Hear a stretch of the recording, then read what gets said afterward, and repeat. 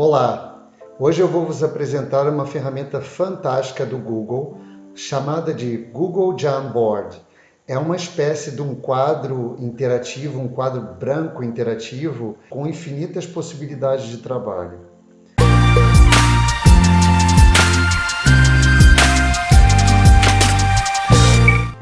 O Google Jamboard ele pode ser utilizado basicamente de três maneiras. Para transmitir uma ideia, uma informação ou alguma interação com os alunos durante uma videoconferência, partilhar a informação a seguir a aula e ainda partilhar um quadro com um grupo de alunos ou individualmente para que os alunos possam desenvolver qualquer tipo de tarefa num quadro branco, inclusive integrando esta funcionalidade no Google Classroom, como vamos falar no futuro. Começamos por explicar como é que chegamos ao nosso quadro interativo, ao nosso Jam ou Jamboard.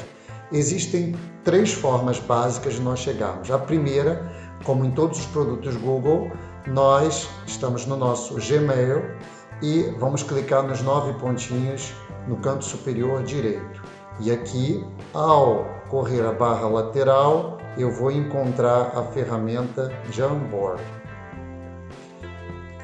Outra forma será através do meu Google Drive. Então já estou no meu Google Drive e venho em Novo, Mais e vai aparecer Google Jamboard. E aqui tem o meu quadro pronto para ser utilizado. A terceira e última forma, através do link direto pesquisando na barra de pesquisas do Google Chrome ou do Google.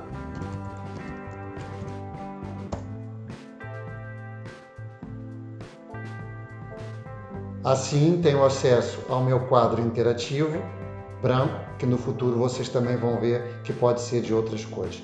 Espero que vocês tenham gostado desse vídeo. Será um conjunto de tutoriais sobre o Jamboard.